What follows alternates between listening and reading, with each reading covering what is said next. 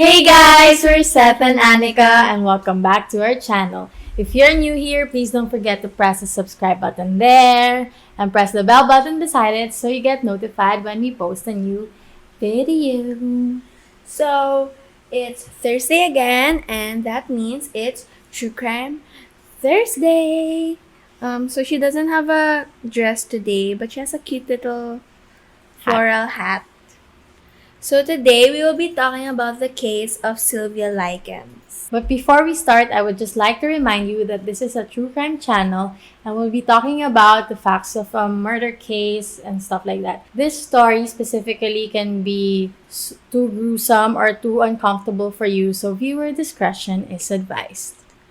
So first, let's talk about this woman named Gertrude Van Fossen. I don't know if that's how you say it, but that's how I read it. Say it how you read it. She was born on September 19, 1928 from American and Dutch parents.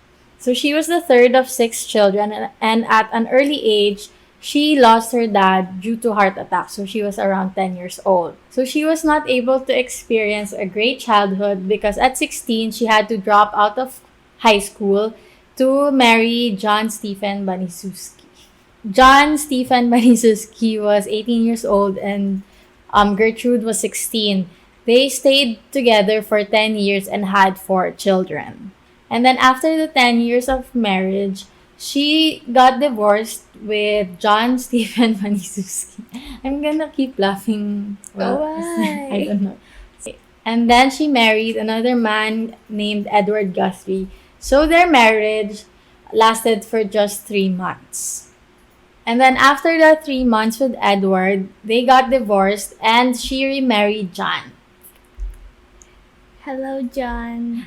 And then they had 2 more children and got divorced again after. So they now had a total of 6 children. Weeks after her divorce with John, she got into a new relationship with Dennis Lee Wright, a 22-year-old. Even though he was younger, he was physically abusive to her. And then they had 1 son, and he abandoned Gertrude right after the birth of their son. Because of this, Gertrude filed a paternity suit for Dennis to ask for financial support for their child. But Dennis wasn't really giving money or was just giving money rarely. So this left Gertrude alone with her 7 children. So the names of her children were Paula, Stephanie, James, John, Marie, Shirley, and Dennis Lee Wright. I got it. Junior. Yeah, Dennis Lee Wright Jr. So at the age of 36, she was a single mom with 7 children, and she was really just trying to get through life. She was small, she was petite, she was also underweight. Like, she was described as underweight. Because she was also a chain smoker. She was asthmatic. Yeah, asthmatic. She also suffered from depression because of her 3 failed marriages, a failed relationship, and a recent miscarriage. So she was going through a lot. So to support her 7 children, she primarily depended on the checks and money that her first husband, John, was sending to her. She also did a few jobs for her neighbors, like sewing and cleaning for them. So that's how she got her money. So we're done with Gertrude. Let's now talk about a little background on another character, which is Sylvia Marie Likens. So she was born on January 3, 1949, and she was the third of 5 children. So both her parents were carnival workers, and I said that she was born like she was the middle child. So she had 2 sets of fraternal twin siblings. So the first was Danielle and Diana, which were 2 years older than her.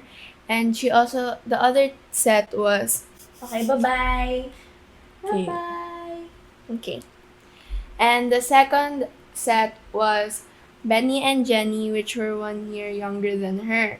So Jenny was actually suffering from polio and one of her legs were weaker. So she has a notable limp. So she has to wear this steel brace to let her walk properly. So their parents' marriage were unstable and they had extreme financial problems. So the Likens sons, which was Benny and Danielle, they would be the ones to be with the parents to move around because they were like carnival workers, so they would move with the carnival. They didn't really like having Sylvia and Jenny coming with them because Sylvia would be the one to take care of Jenny, and Jenny is, as I said, she has polio. So instead of like coming with them, they would usually just stay with their grandma so that they would also have education and their studies will not be interrupted. And yeah, so in her early teens she would take up jobs like babysitting, running errands, or like cleaning for her friends and neighbors so she could earn money. And then the money, or like some of the money that she would earn, she would give it to her mom so that they could support the family. So now that we have like a brief background of Gertrude and Sylvia, let's talk about what happened. So by June 1965, Sylvia and Jenny were living with their parents in Indianapolis. But around early July, their mom was arrested for shoplifting. So because their mom was arrested, their dad, thought of arranging. Mahangin lang, sorry. It's windy. So their dad thought of arranging them to board with Gertrude. So they're gonna live for Gertrude for a while. So the reason why they knew who Gertrude was because Sylvia knew Paula and Stephanie because they go to the same high school. So yeah. So Gertrude promised to their dad that she would take care of them and that she would treat them as if they were her own children. And then they agreed to have Gertrude receive $20 weekly until November of the same year for them to live there.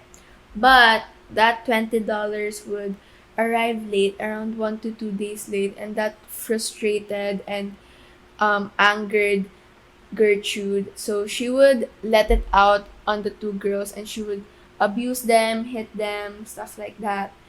So around August, Paula, one of Gertrude's daughters, accused Jenny and Sylvia of eating too much at this church gathering that they had. So after Paula told this to Gertrude, she was super frustrated and angry. So she was abusing them and beating them up.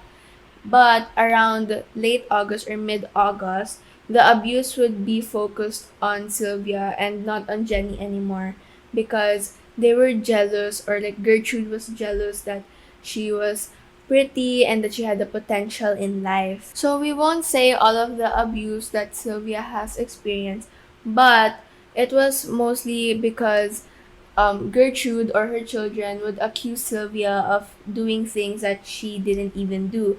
So because of that, they would take it out on her. So Paula, which was overweight and she was also 3 months pregnant at that time, she would join in with Gertrude's abuse to Sylvia because she was also jealous of her appearance because Sylvia was actually really, really pretty, like according to them. So on one occasion, Paula and Gertrude invited one of the neighbors, which was named Randy Lepper, to come over and join in on the abuse. So they force-fed her a hot dog filled with random stuff that are not supposed to be in a hot dog, like the spices, and they just filled it up with ketchup, mustard, and other stuff. So when she was eating it, she ended up vomiting it, but they forced her to eat her own vomit because it made like a big mess. And yeah, Because of all the abuse that she experienced in the house and Paula joining in the abuse, to take revenge, she started a rumor in their school that that Paula and Stephanie were prostitutes. And then there was one boy, this guy, who told Stephanie that it was Sylvia who started the rumor. So when they got home, Stephanie confronted Sylvia and she later admitted that she started the rumor. And then Stephanie punched her in the face. But after crying, both of them started crying. Sylvia apologized and Stephanie forgave her. because Stephanie's nice.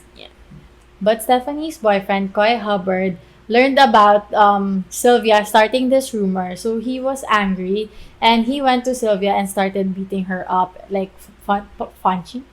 punching her, slamming her face to the wall, different kinds of violence. And this news got to Gertrude, so she also started beating her up with paddles, like slapping her with paddles. So parang hazing, ganon. So in the house, there was a lot of violence going on.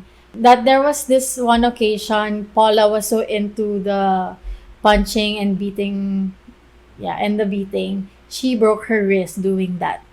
So in Gertrude's eyes, Sylvia was very dirty because she accused her of prostitution and all the filthy stuff that they thought she was doing, but she wasn't really. And then there were also times that Gertrude would force Jenny, Sylvia's sister, to join in the abuse. Like, if Jenny wouldn't comply, she would be the one who will receive all the pain and the beating. So yeah. So Jenny just complied and did what was asked of her so that she doesn't get hurt. After some time, the abuse spread from within the house to neighbors going into their house and joining the abuse. Like, they would have kids over to just beat Sylvia up and lacerate her skin, burn her skin, stuff like that. So there was a lot of violence talaga that Gertrude was, encouraging, because Gertrude was not really fond of Sylvia. Like, she wouldn't give her the supplies that she needs for school. This made Sylvia steal a few things like a gym suit, and some shoes for her feet.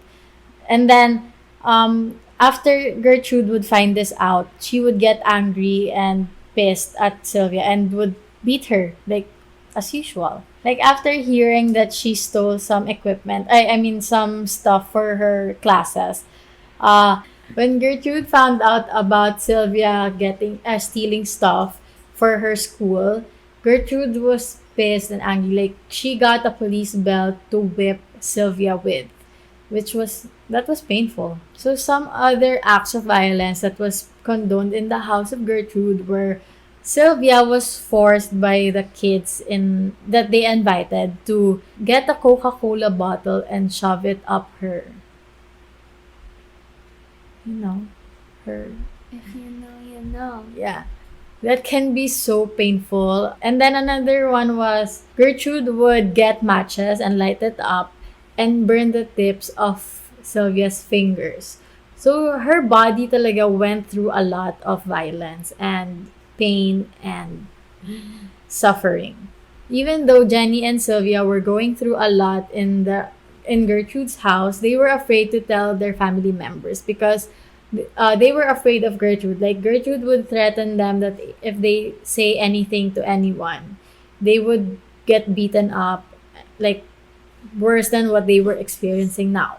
During the early stay of Jenny and Sylvia in the house, their parents would regularly visit them, but it started not happening anymore.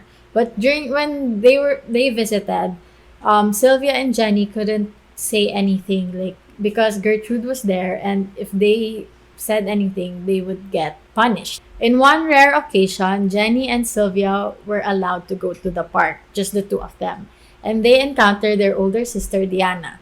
They told Diana what was happening in the house, like all the abuse that they had to go through, but Diana said they were just exaggerating. Like, she could have saved them there and then, but yeah.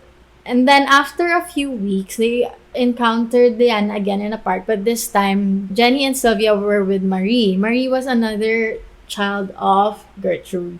And then in that encounter, Sylvia said that they were hungry to Diana, so Diana gave them sandwiches. And then when they got home, Marie told this to their mother, Gertrude, and Gertrude was like, "You are gluttons," and mga like, ugh. Yeah, like, she got mad for Sylvia and Jenny asking for food. So, like as always, they got beaten up. What Gertrude did was she gave Sylvia a scalding bath, like talaga mapapaso yung skin niya while she was taking a bath, just so that she can cleanse her sins. Parang I saw this in Ratchet, Dr. Ratchet, the series in Netflix. Should watch that. This is not sponsored. Because of the heat of the bath, like, syempre, Sylvia would faint. And then when this happens, and it happened mga ilang times, Gertrude would get Sylvia's head and bang it, and bang it against the tub so that she would go back into consciousness. So when that happened, every time that she faints, she would get her head banged against the tub. And then shortly after this bath, syempre may sore si Sylvia sa katawan niya. Like, there were burns. A neighbor saw this, and his name was Michael John Monroe, and he called the school anonymously to give a tip. After this report, a school nurse went to the house of Gertrude. The school nurse tried to investigate, but what Gertrude said was that Sylvia ran away the previous week, and she didn't know where she went, and that her sores from the sores on her body were from her poor hygiene. Gertrude also said that Sylvia was out of control and was a bad influence to her children and Jenny. After this investigation, they didn't pursue the investigation any longer. Like, that was it. Stop na. Like, they just believed what Gertrude said. Bad investigators. Gertrude had neighbors who were a middle-aged couple, so they were invited in the house of Gertrude, and they viewed Gertrude as like an ideal caretaker for Jenny and Sylvia. But on the 2 times that they visited, they saw how Paula would abuse Sylvia. But even though they saw that, they didn't report it just because they saw Gertrude as an ideal caretaker. So it's another opportunity sana for people to save Jenny and Sylvia. But again, they suck. Why? In October of that same year, Diana found out the exact location of the house of Gertrude and where Jenny and Sylvia were staying. So she decided to go there and, to have regular contact with the sisters. But Gertrude said to her that she had permission from their parents not to allow anyone to see the girls. But as we all know, this is a lie. Like, she wasn't permitted. So she ordered Diana to get off their property. Get out of my lawn. And then 2 weeks after that conversation with Gertrude, Diana encountered Jenny again, and she asked Jenny about Sylvia's situation. But what Jenny said was, "I can't tell you or I'll get into trouble." So Sylvia had involuntary urination, so she had no control over when she'll pee, so it would just go. But Gertrude didn't allow her to go to the washroom so that she could pee. So she was like forced to just go like on the floor or like anywhere because they're not allowing her to go to the washroom. So to punish her for this involuntary urination, they brought her to the basement and they would tie her up. Or sometimes they would tie her up like on the railings of the stairs and her feet would just be dangling. It won't touch the ground. And she would usually be naked and they wouldn't feed her and she's water deprived. So Gertrude would actually tell her children that Sylvia would indirectly insult them and calling them different kinds of names so that they would belittle and abuse her. So the neighborhood children, they would be paid 5 cents to see the display of Sylvia's body and to abuse her, to wound her, and if they could, to mutilate her. So during her time in the basement, Gertrude, her children, and sometimes the neighborhood kids, they would give her a scalding bath and rub salt in her wounds. That's painful. And then they would gag her with cloth so that her screams would be muffled. So the abuse that she would experience was depriving her of food and water, and she would just be given a glass of water or half a glass of water or sometimes none at all. So windy. Okay. Yeah, so none at all, and along with the violent physical abuse that they would do to her. Because of that, she was extremely malnourished. And then Gertrude actually allowed Sylvia to sleep upstairs with the condition that she would not pee herself. But before they went to bed, Sylvia asked Jenny to secretly give her a glass of water. So the next day, she ended up actually peeing herself. And as a punishment, they made her, or like they forced her to put an empty Coca-Cola bottle again in her, yeah, there, you know. Then there was a time that Gertrude asked Sylvia if she knew what tattoos were and if she wanted one. And then she shifted the conversation to saying like, you have, like, Sylvia branded her daughters and now she's gonna brand Sylvia. And with a heated needle, they carved on her abdomen the words, "I'm a prostitute and I'm proud of it." But Gertrude was not able to finish the etching because she had to go to the grocery store with Jenny. So she asked one of the neighborhood kids, which was named Richard Hobbs, to finish the etching. So later that day, Sylvia was forced to show the carvings on her abdomen to all of the neighborhood kids. And then at night, before they went to bed, Sylvia told Jenny that she felt like she was going to die and she was sure that she was going to die. So the next day, Gertrude forced Sylvia to write a letter while she was saying what she wanted Sylvia to write. So the letter was framing an anonymous group of local boys that was abusing her after she had agreed to engage in sexual actions with them. So the purpose of the letter was to mislead her parents that she ran away and that she wasn't in the household. This would also take away the blame from Gertrude. So Gertrude then talked to her children about a plan that she was formulating, that they were gonna blindfold Sylvia, then they were gonna take her to this wooded area and leave her there to die. So on October 25, Sylvia learned about the plan that Gertrude was formulating, so she attempted to escape. But before she could even reach the front door, Gertrude caught up with her because Sylvia was too weak because of her injuries from their violent physical abuse. So Gertrude dragged Sylvia to the basement and she was kept there until later that night. Sylvia wanted to alert the neighbors of what was happening, so she was screaming for help and she was banging the wall to let anyone know what was happening. Then one neighbor actually heard the noises and she was actually thinking if she should report it to the police. But around 3 a.m., the noises stopped, so she just decided to not report it to the police. So we lost another chance of saving her. So by the morning of October 26, Sylvia was unable to speak and move her limbs correctly or properly because of all the damage that her body was receiving. Like, she was asked to recite the alphabet by Paula, but she couldn't even get through the first four letters. And because of that, Paula was so frustrated and she ended up verbally abusing her.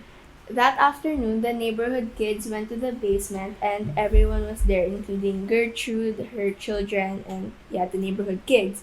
So Sylvia was trying to point out all of the people that she would recognize, and when she pointed out to Gertrude, she called her Gertie, which made Gertrude very angry and pissed because her name's not Gertie, and so she shouted like, "You know who I am, shut up," like that, and then proceeded to abuse her. So Sylvia tried to escape again, but because she was so weak, she didn't get to reach the stairs and collapsed. So Gertrude actually saw that and decided to just stomp on her head and stare at her for a few minutes and then leave. So Stephanie decided to give Sylvia a warm, soapy bath, but before they could even get out of the basement, she found out that Sylvia was not breathing. So she decided to give her a mouth-to-mouth CPR, but Gertrude was telling the neighborhood kids and her other children that Sylvia was faking her death so that they would be nice to her, they would save her, they would stop abusing her. And then there was a point where Gertrude would hit her head with a book and just shouting that she's a faker and that she should just wake up. After Gertrude hit Sylvia's head with a book multiple times and she didn't get any response from Sylvia, she panicked because she realized that Sylvia was indeed dead already. So she nag-brown out. After Gertrude hit Sylvia's head multiple times with the book and received no response from Sylvia, she started panicking because she now it started to sink to her that Sylvia was indeed dead. So she panicked and instructed one of the neighborhood boys named Richard to call the police. When the police arrived at around 6:30 p.m. that night, they saw Sylvia's dead body on a bed which was neatly put. And then after that, Gertrude gave the police the letter that Gertrude made Sylvia write before, the one that said that she ran away with the boys, and show that to the police, like to make them think that she, It's not her. yeah, that she ran away. So she also said to the police that she had been doctoring Sylvia for the past hour, like treating her wounds and like making her feel comfortable.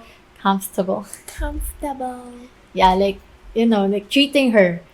But yeah, whatever, Gertrude. Paula also put on a show for the police. Like she was holding a Bible while speaking to the police. So she said that the death of Sylvia was meant to happen, and they told Jenny that if she wanted to live with them, they would treat her as their sister. Yeah.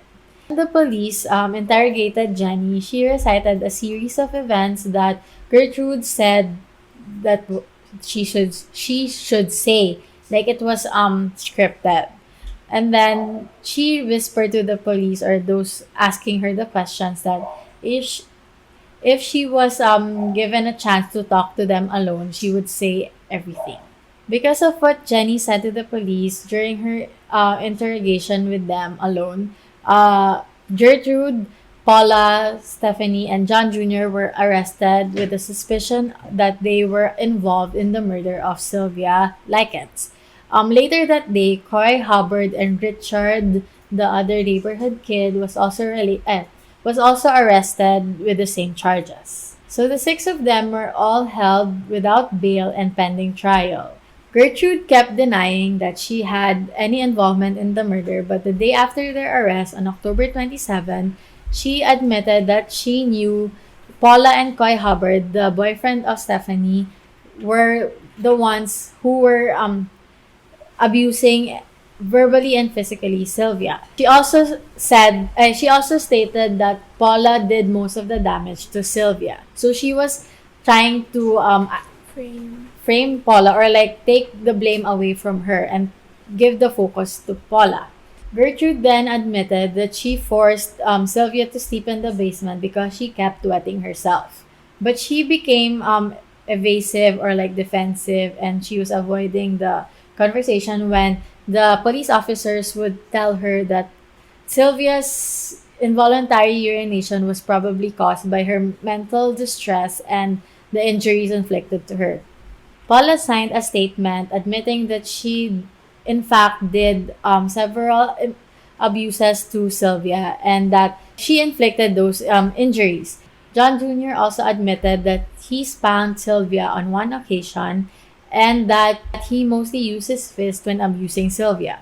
He also admitted that he burned Sylvia with matches, and he told the police that Gertrude also burned Sylvia using cigarettes multiple times. A few other neighborhood kids were arrested on October 29, and then after that, each of them were released to their parents, but they were subpoenaed to become witnesses to the trial. In the autopsy of Sylvia Likens, it was revealed that her body suffered from 150 separate wounds and that she was abnormally thin and abnormally weak during the time of her death.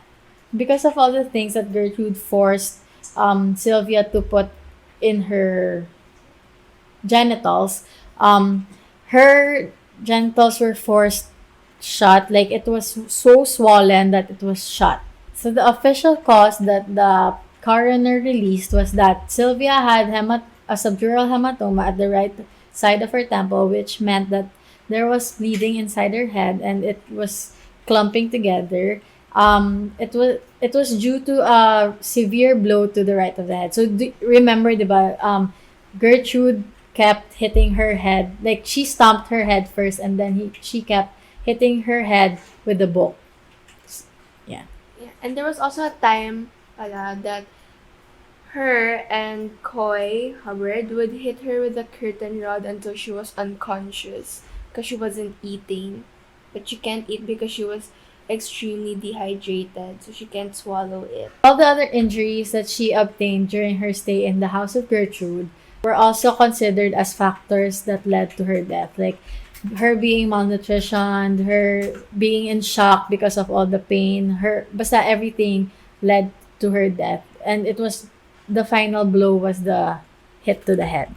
The coroner also noted that the body was found approximately 8 hours after she died, but they noticed that she was bathed like before they found her. So they bathed her while she was dead, like Gertrude and her family like bathed her while she was dead, just to put a show na okay, we were taking care of her. But like they will notice naman like in the autopsy what the sequence of events, diba? So you're not fooling anyone, Gertrude. You're not smart. So on December 13, 1965, Gertrude, Paula, John Jr., Richard, and Coy were all indicted with first-degree murder, while the rest that were involved with the death of Sylvia was charged with inflicting fatal injuries. So 3 weeks before the filing of the indictments of the 5 defendants, Stephanie, which was one of the daughters of Gertrude, was released from custody because they didn't have enough evidence to support that she was actually involved with the murder of Sylvia, and that she also agreed to testify against her family and to anyone who was involved in the murder. So several psychiatrists testified that Gertrude, Paula, and John Jr. were mentally competent to stand trial, so they continued with the proceedings. So the trial lasted for 17 days until they reached their verdict. So Gertrude was found guilty of first-degree murder, Paula with second-degree murder, while John Jr., Richard, and Coy was found guilty of manslaughter. She's back. She's okay. She's just sleepy. Okay. So in 1970, there were retrials for both Gertrude and Paula, but Paula just admitted or pleaded guilty for voluntary manslaughter instead of having another trial. So she was sentenced to 2 to 21 years in prison, while Gertrude was convicted again for first-degree murder and was sentenced to life imprisonment. But because of her good behavior, she was released in December 4, 1985, and she changed her name to Nadine Van Fossen. So that was the gruesome and heartbreaking case of Sylvia Likens. So it was heartbreaking because Sylvia had a lot of chances sana to be saved, but because people were so ignorant or like disbelieving or like hindi siya na-save, like it ended up with her dying and sacrificing her life. So sorry we're a little or like all over the place. It's because it's late, we're filming late again, and we're a little sleepy and tired. So, yeah. Sorry. So thank you again for hanging out with us and listening to today's true crime story, which was the case of Sylvia Likens. So don't forget to press the subscribe button, and if you like this video, you could also press the like button, and we'll see you again next Thursday. Bye!